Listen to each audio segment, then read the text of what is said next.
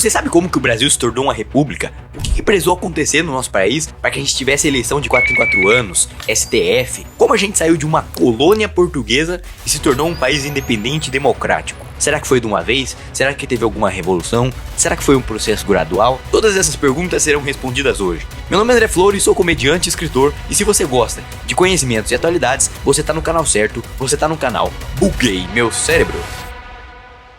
É óbvio que não é fácil sair de um regime autoritário, quando o poder tá na mão de uma pessoa só, ou de poucas pessoas, e se tornar algo democrático, porque geralmente quem quer poder não quer dividir esse poder com as outras pessoas. O Brasil em 1500 se tornou uma colônia portuguesa. Portugal estabeleceu que um pedaço de terra, que hoje equivale ao Brasil, seria deles. Claro que aconteceram várias coisas nesse caminho. Tratado de Tordesilhas, Tratado de Madrid, mas em linhas gerais, o Brasil foi uma colônia portuguesa. Ou seja, não era um país independente, um território só nosso. Era um país mais rico e mais poderoso que nos governava. Só que em 1808 as coisas começaram a mudar. Nessa época estava em ascensão Napoleão Bonaparte. Portugal mantinha relações comerciais tanto com a Inglaterra quanto com a França. Só que esses dois países estavam brabão. E a França não queria que Portugal tivesse relações comerciais com a Inglaterra, e a Inglaterra não queria que Portugal tivesse relações comerciais com a França. É igual quando a sua namorada não quer que você seja amigo da inimiga dela. Desculpa, minha namorada, você não faz isso, é só um exemplo. Só que Portugal demorou muito para tomar uma decisão, e o conflito entre Inglaterra e França estava cada vez mais tenso. Foi então que a França ameaçou a coroa portuguesa, ou seja, os nobres de Portugal.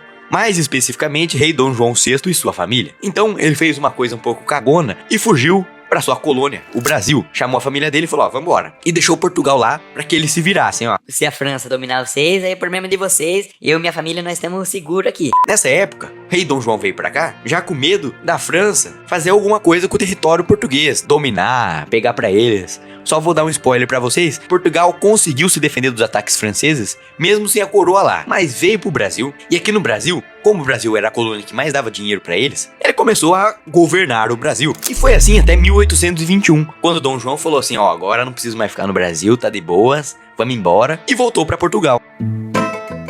Mas quando ele voltou pra lá, o filho dele, que era o Dom Pedro I, percebeu que o Brasil era uma oportunidade dele ter poder nas mãos. Então ele falou assim pro pai dele, pai, você volta lá pra Portugal, já que você quer voltar, você volta, mas eu vou ficar aqui no Brasil e vocês se viram, meu irmão. E a família dele ficava enchendo o saco, toda hora ficava mandando carta aqui pra ele no Brasil, falando, ó, você volta pra Portugal com nós. Até que chegou uma hora que ele não aguentava mais, ele olhou e pensou assim, bom, eu tenho condições de ser agora imperador do Brasil. E aí que aconteceu a independência do Brasil. Aí, claro, tem toda uma história heróica pra isso, de que as margens do rio Ipiranga, Dom Pedro I gritou independência ou morte. Eu não sei porque eu não tava lá, então não tem como saber. Mas como Dom Pedro I tinha muito apoio das pessoas que eram muito ricas aqui no Brasil, pra ele ficou fácil realizar esse grito de independência e tornar o Brasil um país independente de Portugal.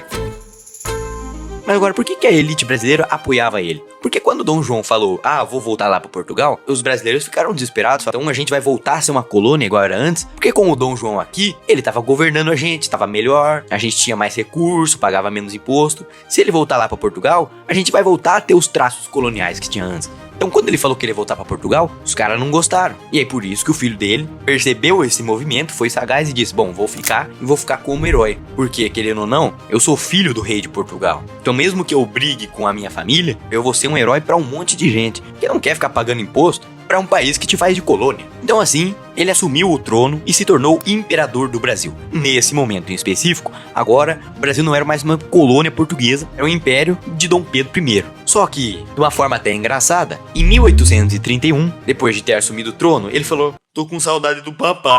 Viajei. Dom Pedro I sentiu a pressão, porque obviamente não é fácil governar um país como o Brasil, continental, e é preciso lembrar que esse tipo de pessoa vai agir sempre de uma forma um pouco autoritária. E foi o que aconteceu. Apesar dele ter, no começo, apoio das elites, aos poucos, ele começou a fazer o que ele bem entendia, o que causou conflitos e fez com que ele aos poucos começasse a se tornar impopular, ou seja, as pessoas pararam de gostar dele. E ele não era besta, percebeu isso, então abdicou do trono. Só que tinha um problema. Quem é que ele ia colocar no lugar dele? Exatamente, o filho dele que tinha 6 anos de idade. Obviamente, isso não foi muito bem aceito. Então foi instalado um governo provisório até que o Dom Pedro II, o filho do Dom Pedro I, ficasse maior de idade e pudesse governar. Só que esse governo provisório não deu muito certo. Não conseguiram diminuir a instabilidade política, as revoltas, e por medo então de que houvesse algum tipo de revolução, algum tipo de revolta que tomasse o poder, o que decidiram fazer? Permitir que Dom Pedro II assumisse o trono com apenas 14 anos, ou seja, 4 anos antes de ficar maior de idade de fato. E esse foi o golpe da maioridade. Dom Pedro II, diferentemente do pai dele, cresceu tendo um amor muito grande pelo Brasil, então ele conseguiu, pelo menos melhor do que o pai e o vô dele, ter uma popularidade e uma estabilidade no governo. Quer dizer, mais ou menos. Já no final, as coisas não estavam muito fáceis, porque a Inglaterra já tinha passado pela Revolução Industrial. Então a Inglaterra estava um pouco acima dos demais países porque ela não precisava mais tanto do trabalho escravo. Então, como forma de tentar conseguir vantagem com os demais países, a Inglaterra passou a condenar a escravidão. Então, os países que ainda tinham escravidão sofriam espécies de embargos e coisas do tipo. Tanto que em 1850 foi proibido o tráfico negreiro. Só que as tensões continuaram porque ainda existia escravidão no Brasil. Claro, existiram várias revoltas no Brasil contra a escravidão, uma resistência muito grande e uma luta de fato para que o Brasil proibisse a escravidão. Em 1888 foi assinada a Lei Áurea, que proibiu de fato. É claro que com a ausência de direitos trabalhistas, a população que antes era escravizada passou a receber um salário suficiente apenas para sobreviver e olhe lá. Então na prática, a qualidade de vida das pessoas que sofriam escravidão não mudou muito. Enquanto isso tudo acontecia, Dom Pedro II começou a ter alguns problemas de saúde e também, assim como seu avô e seu pai, no final do governo dele, houve de novo repressão, instabilidade, revoltas. Foi então que em 1889 aconteceu um golpe militar que deu origem à República Brasileira.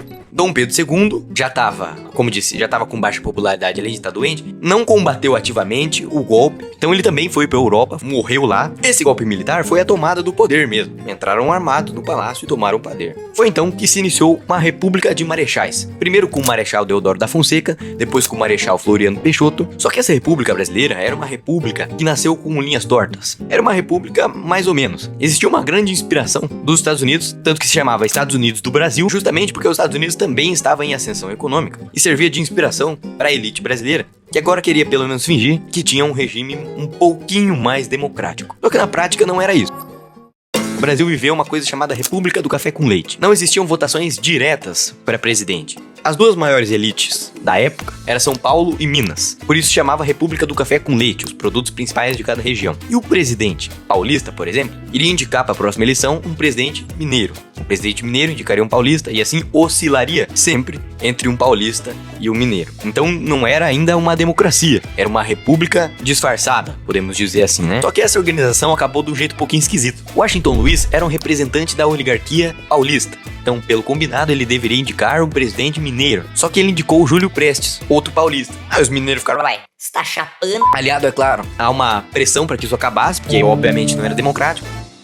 Em 1930, houve uma revolta para que o Brasil parasse de ter uma república do café com leite e se tornasse finalmente uma república de verdade. E um dos nomes dessa revolta era justamente Getúlio Vargas. Os revoltosos venceram, conseguiram aplicar um golpe, assumiu o poder à força, e Getúlio Vargas, então, começou o governo provisório. E as pessoas ficaram esperando, beleza, daqui a pouco ele vai criar uma constituição nova, fazer alguma coisa assim pra gente ficar democrático aí, vamos ficar esperando. Foi passando o tempo, então aconteceu a Revolta Constitucionalista de 1932, que é justamente uma revolta falando, ó, vamos então criar uma constituição para que a gente finalmente seja democrático. E foi exatamente isso que aconteceu. E assim, finalmente, o governo de Vargas cedeu à pressão, criou uma constituição, e essa foi então a primeira constituição democrática do Brasil. Após isso, aconteceram algumas coisas. Getúlio Vargas protagonizou mais um golpe, instalando uma espécie de ditadura. Depois tivemos também a ditadura militar, e foi só mesmo em 1988 que o Brasil criou a Constituição de hoje, pós-ditadura militar, que aí sim é finalmente, pelo menos na teoria, 100% democrática. Mas a pergunta do vídeo era como o Brasil deixou de ser uma colônia e se tornou uma república. E aí a gente pode fechar esse parênteses em 1932, quando pela primeira vez houve uma constituição democrática. Claro que depois houve outros golpes, se tornou uma ditadura em 2 períodos, tanto em Vargas quanto na ditadura militar. Mas isso aí é assunto para o próximo vídeo. A pergunta em si acho que foi respondida. Tamo junto, rapaziada. Grande abraço. Se vocês quiserem que eu faça um vídeo sobre Vargas ou sobre o regime militar também, fica à vontade. Pode mandar aí sugestões de vídeos, tudo que envolve ciência, atualidades. É sempre muito bem-vindo aqui no canal Buguei Meu CS. cérebro. Tamo junto, grande abraço, rapaziada.